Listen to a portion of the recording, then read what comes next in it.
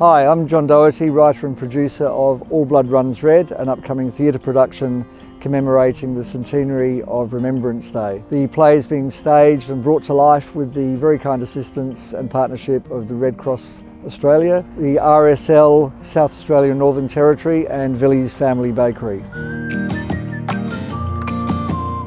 So the idea for All Blood Runs Red came from some letters that were given to me by a lady by the name of Rosemary Militsis, who is one of the partners and owners of Villiers Pies, whose name actually is down here. She's sponsored, or one of the donors for this statue. And that sort of relates to how the story came about, because this little plaque down here also mentions Francis Bonner, who was Rosemary's great uncle.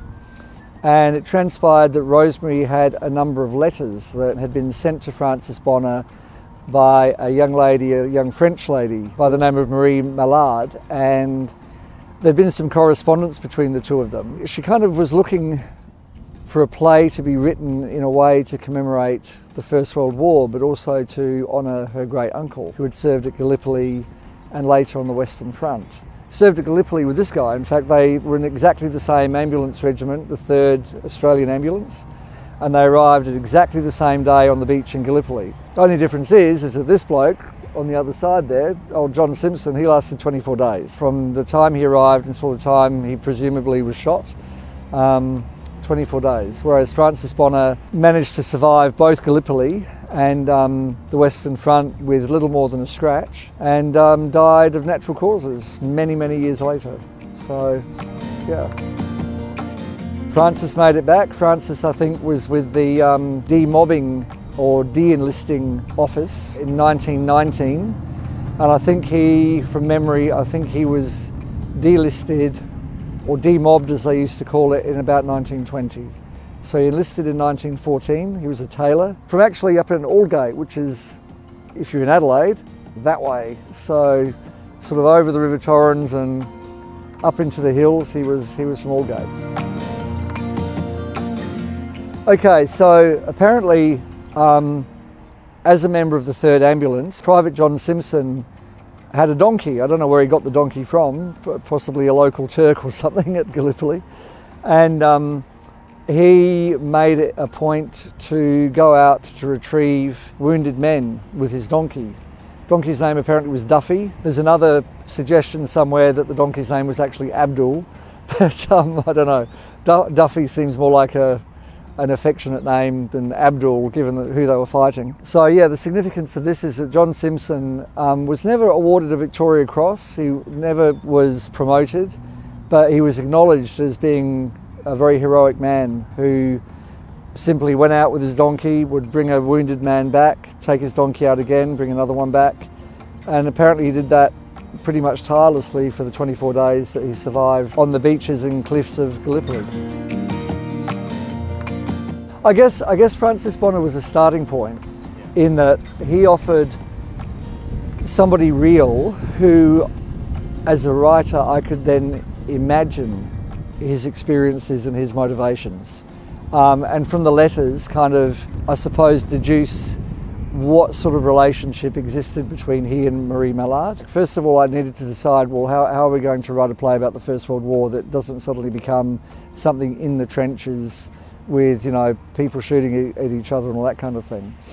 So I kind of figured that it would be good if we could imagine what happened to either the people who were killed during the war or who survived long after the war. What would happen if they all ended up in the same room with the same experience or similar experiences? So the play ended up in a sort of a purgatorial place, and that meant that Francis Bonner had inspired the notion of using the experiences of a real person, putting them in an unreal situation with a whole bunch of other real people. So consequently, 11 of the characters in the play are actually based on real people who served during the First World War.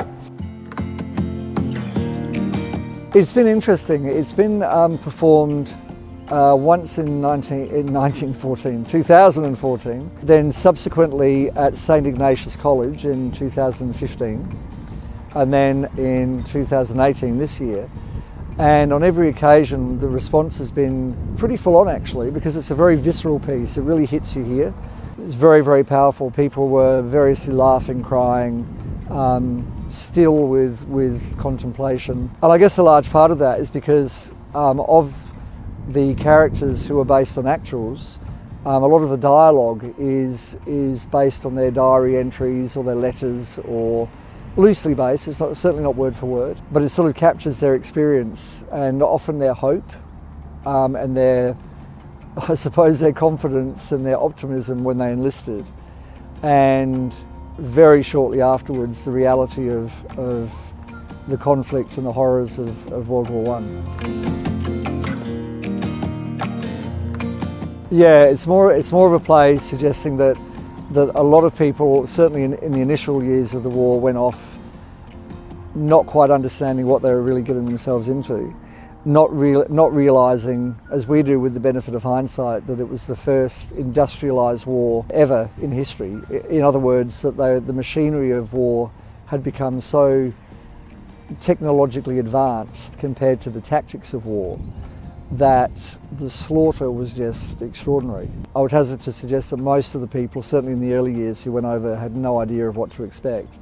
Maybe they expected, cavalry charges and all that kind of stuff, which happened for a very short time. So this play really captures, I suppose, the contrast between the innocence and naivety of many of the people who enlisted, male and female, who arrived to, I guess, what could only be described as a kind of a hell. Some of the descriptions of the injuries that I came across, I couldn't put in the play. It was just too harrowing for an audience, I think. There's another character called Vic McPhee, who enlisted sequentially with his brother. Jim came back, Vic didn't. And I've sort of imagined a sort of a relationship between, well, actually an unrequited love between Vic McPhee and Nurse Alice Kitchen, who was from Melbourne. She was a real person. And the unrequited love is a bit sad because she actually loves his brother. And there's a bit of a tension, I suppose, in that scene. One of the things that I found when I was writing it was that so many of the people who had come back never forgot the experience, could never put it away, and it kind of lived with them until they died. In fact, one of the guys who isn't in the play, I can't recall his name, is the last surviving Anzac, basically said, for God's sake, don't ever let that happen again. It was such a mistake. And that seems to be a consistent theme with a lot of the diggers who were interviewed years afterwards. They could never shake the memory, and they were just horrified by what had actually occurred.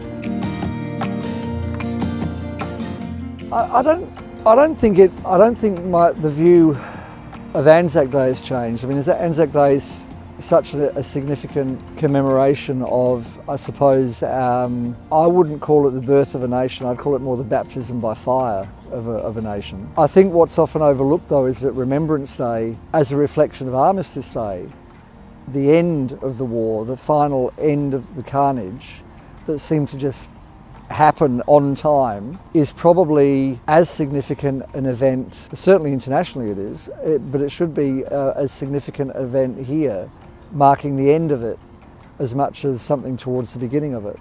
The war hadn't been going that long really when Gallipoli happened, and that was a monumental stuff up. I think one of the things that may be misunderstood about Remembrance Day and Anzac Day is that at Gallipoli, Australia lost around 8,000 men in about 7 to 11 months. The figures seem to differ. In 18 months on the Western Front leading up to Remembrance Day, Australia lost 52,000, which is just staggering in comparison. So I guess the significance of Remembrance Day for me in writing the play is, all of these experiences coming together, and then finally at the end, well, it's over. We should be honouring those people, who were right there until the end. I think that's important. Well, I think there's something about a live performance that is extremely powerful. You can't sort of get up and go and have a coffee in the middle of a live performance. You can't sort of be distracted, and you've got this action happening in front of you, And when something's performed in theatre really well, it does create that real gut effect, that real visceral feeling that film often needs to rely on effects for. So I think there's something about the humanity of the piece, and there's something about that connection between the live audience and the performers that actually allows the play to be extremely powerful.